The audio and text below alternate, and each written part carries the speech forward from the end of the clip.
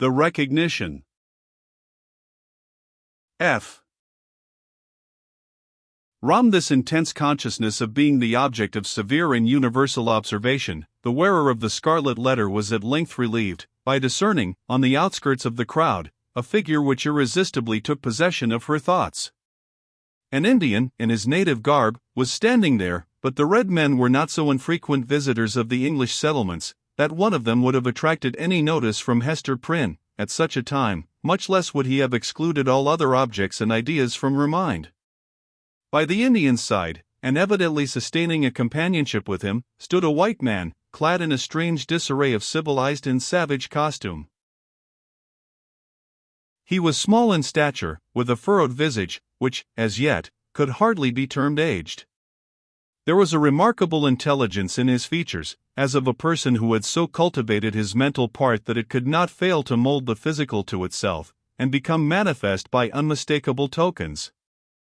Although, by a seemingly careless arrangement of his heterogeneous garb, he had endeavored to conceal or abate the peculiarity, it was sufficiently evident to Hester Prynne that one of this man's shoulders rose higher than the other. Again, at the first instant of perceiving that thin visage, and the slight deformity of the figure, she pressed her infant to her bosom with so convulsive a force that the poor babe uttered another cry of pain. But the mother did not seem to hear it. At his arrival in the marketplace, and some time before she saw him, the stranger had bent his eyes on Hester Prynne. It was carelessly, at first, like a man chiefly accustomed to look inward, and to whom external matters are of little value and import, unless they bear relation to something within his mind. Very soon, however, his look became keen and penetrative. A writhing horror twisted itself across his features, like a snake gliding swiftly over them, and making one little pause, with all its wreathed intervolutions in open sight.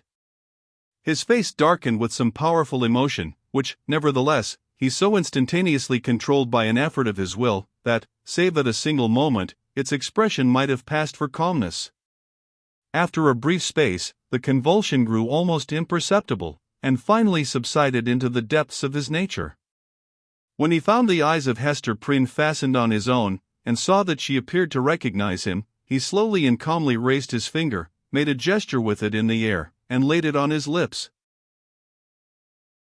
Then, touching the shoulder of a townsman who stood next to him, he addressed him in a formal and courteous manner. "I pray you, good sir," said he, "who is this woman, and wherefore is she here set up to public shame?"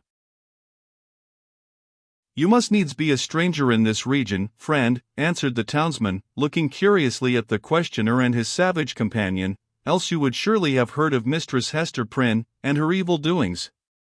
She hath raised a great scandal, I promise you, in godly Master Dimmesdale's church." "You say truly," replied the other.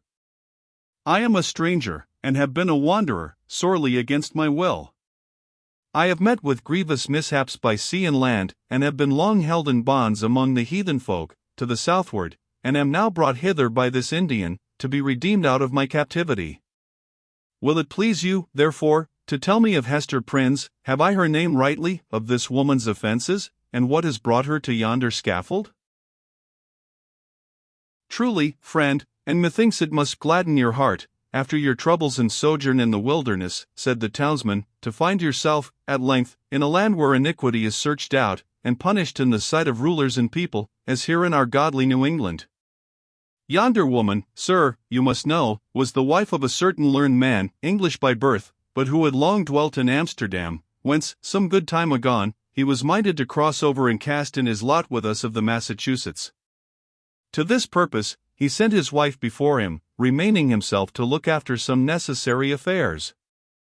Marry, good sir, in some 2 years, or less, that the woman has been a dweller here in Boston, no tidings have come of this learned gentleman, Master Prynne, and his young wife, look you, being left to her own misguidance."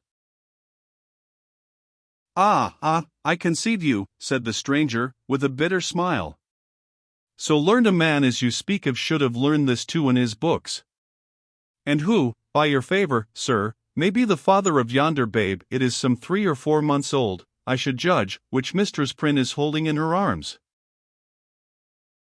"Of a truth, friend, that matter remaineth a riddle, and the Daniel who shall expound it is yet a wanting, answered the townsman. Madam Hester absolutely refuseth to speak, and the magistrates have laid their heads together in vain. Peradventure the guilty one stands looking on at this sad spectacle, unknown of man, and forgetting that God sees him. The learned man, observed the stranger, with another smile, should come himself, to look into the mystery. It behooves him well, if he be still in life, responded the townsman. Now, good sir, our Massachusetts magistracy, bethinking themselves that this woman is youthful and fair, and doubtless was strongly tempted to her fall, and that, moreover, as is most likely, her husband may be at the bottom of the sea, they have not been bold to put in force the extremity of our righteous law against her. The penalty thereof is death. But in their great mercy and tenderness of heart, they have doomed Mistress Prynne to stand only a space of 3 hours on the platform of the pillory, and then and thereafter, for the remainder of her natural life, to wear a mark of shame upon her bosom. A wise sentence, remarked the stranger, gravely bowing his head. Thus she will be a living sermon against sin, until the ignominious letter be engraved upon her tombstone. It irks me, nevertheless, that the partner of her iniquity should not, at least, stand on the scaffold by her side. But he will be known, he will be known, he will be known. He bowed courteously to the communicative townsman, and, whispering a few words to his Indian attendant, they both made their way through the crowd. While this passed, Hester Prynne had been standing on her pedestal, still with a fixed gaze towards the stranger, so fixed a gaze, that, at moments of intense absorption, all other objects in the visible world seemed to vanish, leaving only him and her. Such an interview, perhaps, would have been more terrible than even to meet him as she now did, with the hot, midday sun burning down upon her face, and lighting up its shame, with the scarlet token of infamy on her breast, with the sin-born infant in her arms, with the whole people, drawn forth as to a festival, staring at the features that should have been seen only in the quiet gleam of the fireside, in the happy shadow of a home, or beneath a matronly veil, at church. Dreadful as it was, she was conscious of a shelter in the presence of these 1,000 witnesses. It was better to stand thus, with so many betwixt him and her, than to greet him, face to face, they two alone. She fled for refuge, as it were, to the public exposure, and dreaded the moment when its protection should be withdrawn from her. Involved in these thoughts, she scarcely heard a voice behind her, until it had repeated her name more than once, in a loud and solemn tone, audible to the whole multitude. "Hearken unto me, Hester Prynne," said the voice. It has already been noticed that directly over the platform on which Hester Prynne stood was a kind of balcony, or open gallery, appended to the meeting-house. It was the place whence proclamations were wont to be made, amidst an assemblage of the magistracy, with all the ceremonial that attended such public observances in those days. Here, to witness the scene which we are describing, sat Governor Bellingham himself, with 4 sergeants about his chair, bearing halberds, as a guard of honor. He wore a dark feather in his hat, a border of embroidery on his cloak, and a black velvet tunic beneath, a gentleman advanced in years, with a hard experience written in his wrinkles. He was not ill fitted to be the head and representative of a community, which owed its origin and progress, and its present state of development, not to the impulses of youth, but to the stern and tempered energies of manhood, and the somber sagacity of age, accomplishing so much, precisely because it imagined and hoped so little. The other eminent characters, by whom the chief ruler was surrounded, were distinguished by a dignity of mien, belonging to a period when the forms of authority were felt to possess the sacredness of divine institutions. They were, doubtless, good men, just and sage. But, out of the whole human family, it would not have been easy to select the same number of wise and virtuous persons, who should be less capable of sitting in judgment on an erring woman's heart, and disentangling its mesh of good and evil, than the sages of rigid aspect towards whom Hester Prynne now turned her face.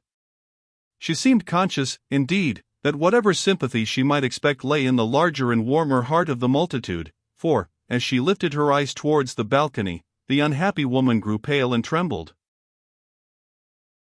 The voice which had called her attention was that of the Reverend and famous John Wilson, the eldest clergyman of Boston, a great scholar, like most of his contemporaries in the profession, and withal a man of kind and genial spirit. This last attribute, however, had been less carefully developed than his intellectual gifts, and was, in truth, rather a matter of shame than self-congratulation with him. There he stood, with a border of grizzled locks beneath his skullcap, while his grey eyes, accustomed to the shaded light of his study, were winking, like those of Hester's infant, in the unadulterated sunshine. He looked like the darkly engraved portraits which we see prefixed to old volumes of sermons, and had no more right than one of those portraits would have, to step forth, as he now did, and meddle with a question of human guilt, passion, and anguish. "Hester Prynne," said the clergyman, "I have striven with my young brother here, under whose preaching of the word you have been privileged to sit." Here Mr. Wilson laid his hand on the shoulder of a pale young man beside him. "I have sought, I say, to persuade this godly youth, that he should deal with you, here in the face of heaven, and before these wise and upright rulers, and in hearing of all the people, as touching the vileness and blackness of your sin. Knowing your natural temper better than I, he could the better judge what arguments to use, whether of tenderness or terror, such as might prevail over your hardness and obstinacy, insomuch that you should no longer hide the name of him who tempted you to this grievous fall.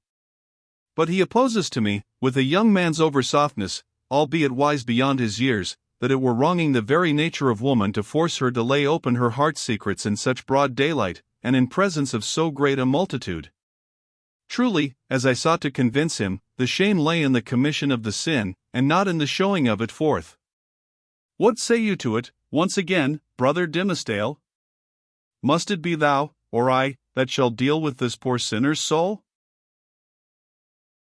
There was a murmur among the dignified and reverend occupants of the balcony, and Governor Bellingham gave expression to its purport, speaking in an authoritative voice, although tempered with respect towards the youthful clergyman whom he addressed. "Good Master Dimmesdale," said he, "the responsibility of this woman's soul lies greatly with you. It behooves you, therefore, to exhort her to repentance, and to confession, as a proof and consequence thereof."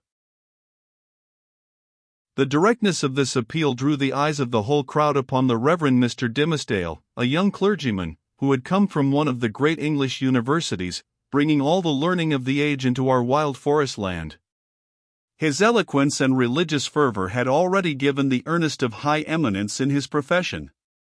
He was a person of very striking aspect, with a white, lofty, and impending brow, large brown, melancholy eyes, and a mouth which, unless when he forcibly compressed it, was apt to be tremulous, expressing both nervous sensibility and a vast power of self-restraint. Notwithstanding his high native gifts and scholar-like attainments, there was an air about this young minister, an apprehensive, a startled, a half-frightened look, as of a being who felt himself quite astray and at a loss in the pathway of human existence, and could only be at ease in some seclusion of his own. Therefore, so far as his duties would permit, he trod in the shadowy bypaths, and thus kept himself simple and childlike, coming forth, when occasion was, with a freshness, and fragrance, and dewy purity of thought, which, as many people said, affected them like the speech of an angel. Such was the young man whom the Reverend Mr. Wilson and the Governor had introduced so openly to the public notice, bidding him speak, in the hearing of all men, to that mystery of a woman's soul, so sacred even in its pollution. The trying nature of his position drove the blood from his cheek, and made his lips tremulous. "Speak to the woman, my brother," said Mr. Wilson. "It is of moment to her soul, and therefore, as the worshipful Governor says, momentous to thine own, in whose charge hers is. Exhort her to confess the truth." The Reverend Mr. Dimmesdale bent his head, in silent prayer, as it seemed, and then came forward. "Hester Prynne," said he, leaning over the balcony and looking down steadfastly into her eyes, "thou hearest what this good man says, and sayest the accountability under which I labor. If thou feelest it to be for thy soul's peace, and that thy earthly punishment will thereby be made more effectual to salvation, I charge thee to speak out the name of thy fellow sinner and fellow sufferer. Be not silent from any mistaken pity and tenderness for him, for, believe me, Hester, though he were to step down from a high place, and stand there beside thee, on thy pedestal of shame, yet better were it so than to hide a guilty heart through life. What can thy silence do for him, except it tempt him, yea, compel him, as it were, to add hypocrisy to sin? Heaven hath granted thee an open ignominy, that thereby thou mayest work out an open triumph over the evil within thee, and the sorrow without. Take heed how thou deniest to him, who, perchance, hath not the courage to grasp it for himself, the bitter, but wholesome, cup that is now presented to thy lips. The young pastor's voice was tremulously sweet, rich, deep, and broken. The feeling that it so evidently manifested, rather than the direct purport of the words, caused it to vibrate within all hearts, and brought the listeners into one accord of sympathy. Even the poor baby, at Hester's bosom, was affected by the same influence, for it directed its hitherto vacant gaze towards Mr. Dimmesdale, and held up its little arms, with a half-pleased, half-plaintive murmur. So powerful seemed the minister's appeal, that the people could not believe but that Hester Prynne would speak out the guilty name, or else that the guilty one himself, in whatever high or lowly place he stood, would be drawn forth by an inward and inevitable necessity, and compelled to ascend to the scaffold. Hester shook her head. "Woman, transgress not beyond the limits of heaven's mercy," cried the Reverend Mr. Wilson, more harshly than before. "That little babe hath been gifted with a voice, to second and confirm the counsel which thou hast heard. Speak out the name. That, and thy repentance, may avail to take the scarlet letter off thy breast." "Never," replied Hester Prynne, looking, not at Mr. Wilson, but into the deep and troubled eyes of the younger clergyman. "It is too deeply branded. Ye cannot take it off. And would that I might endure his agony, as well as mine." "Speak, woman," said another voice, coldly and sternly, proceeding from the crowd about the scaffold. "Speak, and give your child a father." "I will not speak," answered Hester, turning pale as death, but responding to this voice, which she too surely recognized. "And my child must seek a heavenly father, she shall never know an earthly one." "She will not speak," murmured Mr. Dimmesdale, who, leaning over the balcony, with his hand upon his heart, had awaited the result of his appeal. He now drew back, with a long respiration. Wondrous strength and generosity of a woman's heart. "She will not speak." Discerning the impracticable state of the poor culprit's mind, the elder clergyman, who had carefully prepared himself for the occasion, addressed to the multitude a discourse on sin in all its branches, but with continual reference to the ignominious letter. So forcibly did he dwell upon this symbol, for the hour or more during which his periods were rolling over the people's heads, that it assumed new terrors in their imagination, and seemed to derive its scarlet hue from the flames of the infernal pit. Hester Prynne, meanwhile, kept her place upon the pedestal of shame, with glazed eyes, and an air of weary indifference. She had borne, that morning, all that nature could endure, and as her temperament was not of the order that escapes from too intense suffering by a swoon, her spirit could only shelter itself beneath a stony crust of insensibility, while the faculties of animal life remained entire. In this state, the voice of the preacher thundered remorselessly, but unavailingly, upon her ears. The infant, during the latter portion of her ordeal, pierced the air with its wailings and screams. She strove to hush it, mechanically, but seemed scarcely to sympathize with its trouble. With the same hard demeanor, she was led back to prison, and vanished from the public gaze within its iron-clamped portal. It was whispered, by those who peered after her, that the scarlet letter threw a lurid gleam along the dark passageway of the interior.